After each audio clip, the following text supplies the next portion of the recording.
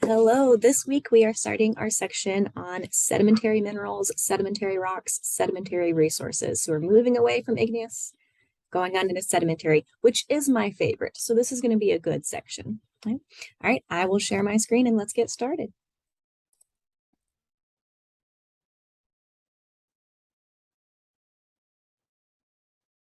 So sedimentary rock forming materials and minerals.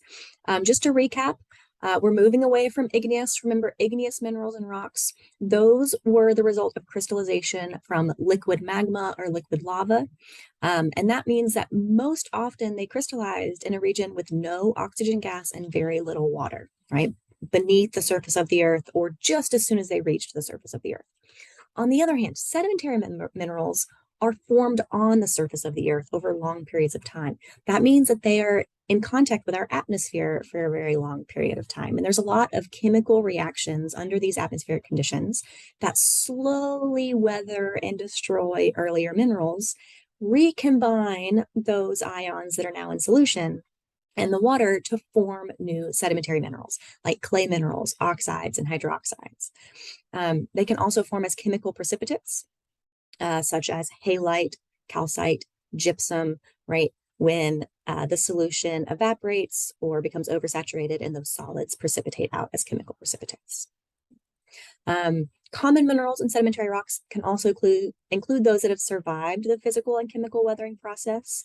So a lot of the ones we're going to talk about are those that have been altered through weathering, but some of the ones that have just stuck around.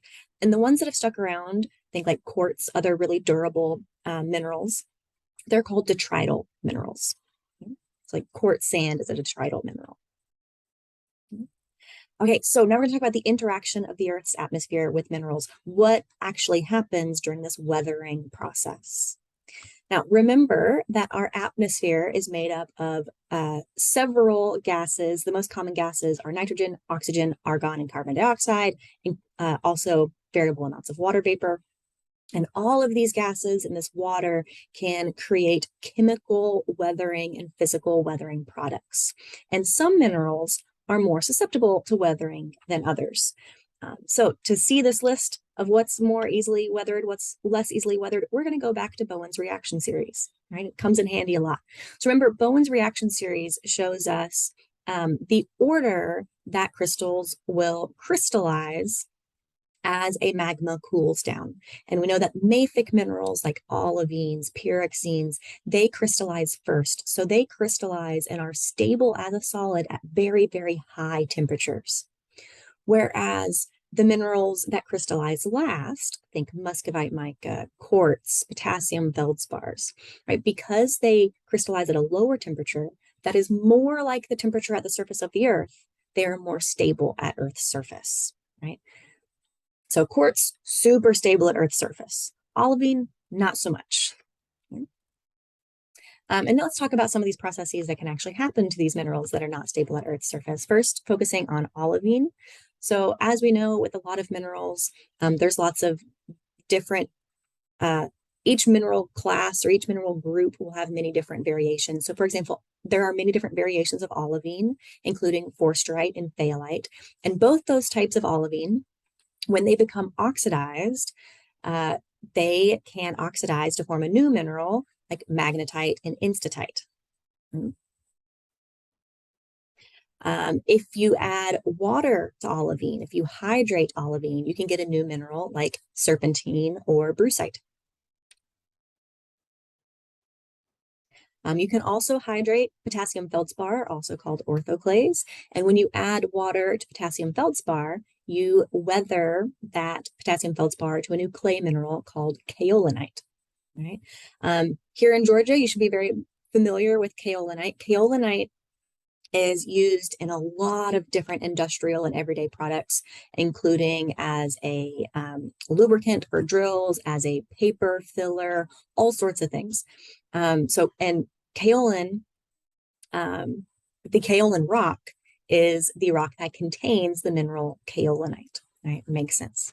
According to the U.S. Geological Survey, more than 8 million metric tons of kaolin were mined from Georgia every single year. This brings about or over $1 billion into the Georgia economy, right? So Georgia is the leader in the United States and is also a world leader in the mining, production, and processing of kaolin products, right? So we can thank kaolin for a large part of our industry here in Georgia. Now, going back to the hydration of potassium feldspar, which creates kaolinite, notice that kaolinite is not the only thing created from this process.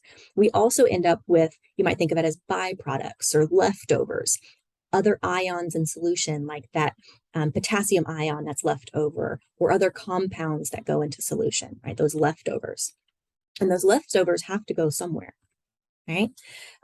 So, for example, when plagioclase feldspar breaks down, the calcium and the sodium ions can be left over and go into solution, end up dissolved in the water, just like the potassium ion was left over in that when the kaolin was created.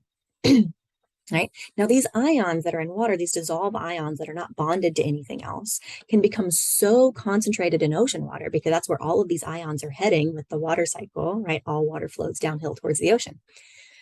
These ions can become so concentrated in the ocean that they actually precipitate out as a solid and form new minerals, such as halides, sodium chloride, which you know as halite. You can also get potassium chloride. You can also deposit carbonates like calcite or aragonite, right? So that's why the ocean is so salty. It's because all of those ions that are created from weathering processes flow downhill, end up in our ocean, and create a salty ocean where a lot of precipitates can be deposited there as solids. Another thing that we have to keep in mind when we are thinking of all those extra leftover ions in solution is that sometimes they can be hazardous, they can be dangerous. So thinking back to mining, we said that a common hazard of mining is acid mine drainage. And this is because when you mine materials that have sulfur in them, like pyrite, the ions that can go into solution are hydrogen and sulfate. Hydrogen can make the water acidic, sulfate can make the water sulfate rich, and these together can create acid mine drainage, right? This causes extensive pollution that requires really expensive and complex remediation processes. All right, so a quick summary of what we've just learned. The result of weathering actions on fresh rocks, such as igneous rocks, tend to take those unstable minerals, such as those mafic minerals that crystallize first when a magma is cooling, and they break those down into clay minerals, iron oxides, hydroxides, things like that. Whereas the minerals that are chemically resistant, those that crystallize last and are more stable at Earth's surface, such as quartz, they are left over as detritus, as right those clasts that are left behind. And then you also get some soluble products that end up dissolved in the water, like sodium, potassium, calcium, magnesium. And all of that material is carried downhill from that source to sink along that sediment transport pathway and typically ends up on the beach or in the ocean.